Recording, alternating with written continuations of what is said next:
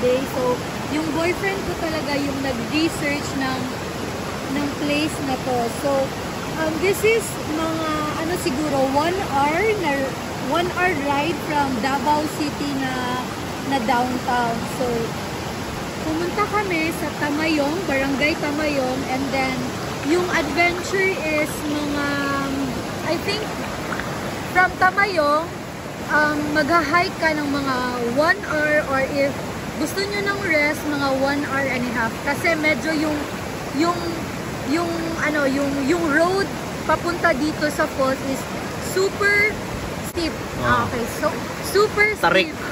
Super delikado. In short, delikado siya, guys. So, much better na marami kayong kasama or mag-hire kayo ng guide, which is yung nakatira lang dito, kasi meron namang mga bata na mga kids na nagvo-volunteer. But when you reach the place, super amazing. Ang lamig, ang ganda ng falls, and very makakasabi ka talagang worth it yung place. So we're now here, we're enjoying the current of the water. So love, ipakita ang place to the viewers.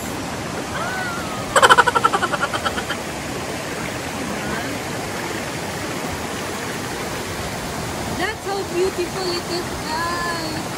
Nakakasabi ka, what a beautiful creation from our Heavenly Father. So here's the tip, guys. So upon going here, or if you are interested na mag-hike dito,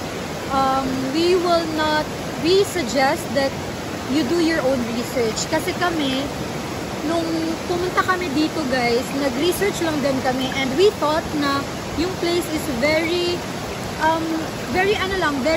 chill lang, or kaya lang, but to our surprise, yung place pala is, kasi prior to this day, kagabi, umulan siya. So, we never thought na yung road is very steep. Tapos, delikado siya kasi yung mga bato, guys, is very, kumbaga, in Bisaya, danlog. Ayun.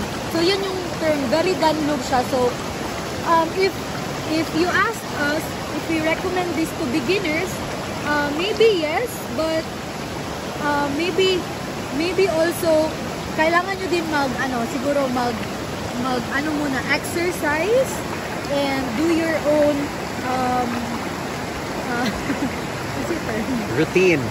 exercise routine na medyo matutolerate nyo yung long hike at saka yung long travel. So ayun. So, bakit hindi namin sasabihin kung ano yung step by step on kung paano makapunta dito sa place nito? So, later, we will show you, or you will know why. So, tatawid tayo doon. Okay? So ano siya, guys? Abato. Wait lang. Abato. So, slowly. Hoy! Hoy! Hoy!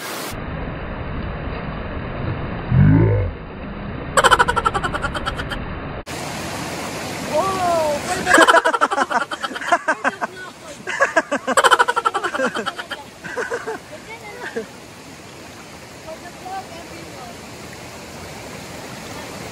So, ipakita ko dagat yung mga hikers na nahabit na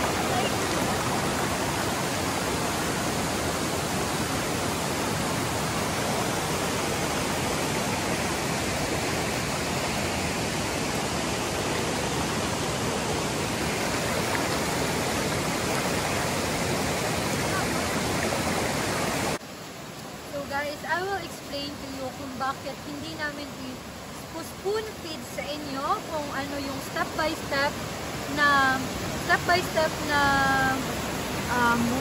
ways paano makapunta dito. Okay, so dito guys. Kasi sometimes kapag pupunta tayo sa ibang place na hindi natin alam percent, para sa atin ina-abuse natin. So ito isa to sa mga reason kung bakit kung bakit hindi namin isuspoon feed sa inyo yung ways kung paano dito pumunta. Let us all keep in mind na nature is God's gift to us and we should respect, because ito yung something na gift from above na we are very lucky to have, and kumbaga we should always respect the kinaiyahan. So mao ni siya ang kinaiyahan ni Lord. So I'm very happy to be here. So kuhaan natin yung mga basura because ang nature ay gisunog din nila lalab. Plastic. Look at here ang water, guys. Ayan. And I will show you the upper part. So na taas kayo. So gikan pa mi dito sa super taas dito dito kami nag-hike. Okay?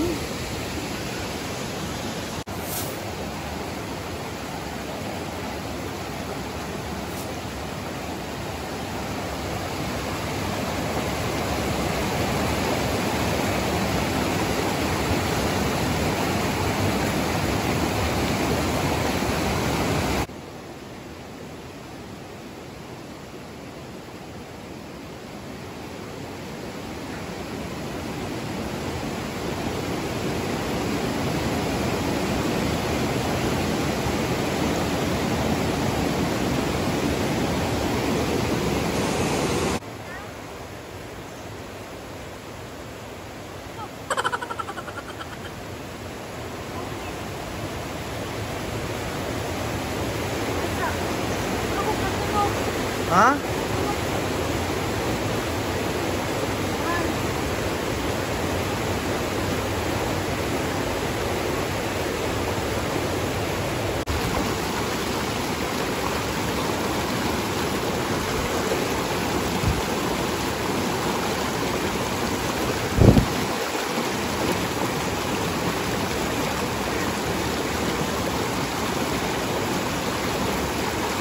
Dito pa. Dira sa tunga, diri sa mga bato-bato.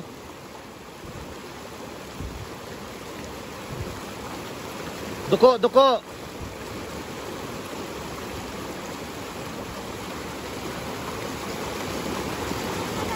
Okay ra. Relax lang. Hawid sa dako na bato. Labay ang stick.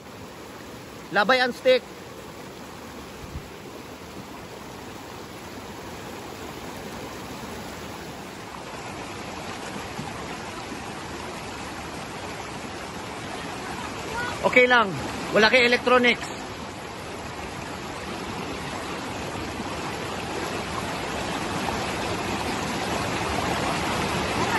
Dito. I-power.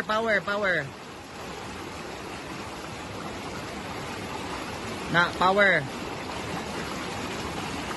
Awira ang bato. Yuko sa bato. Na, yuko. Okay. Na.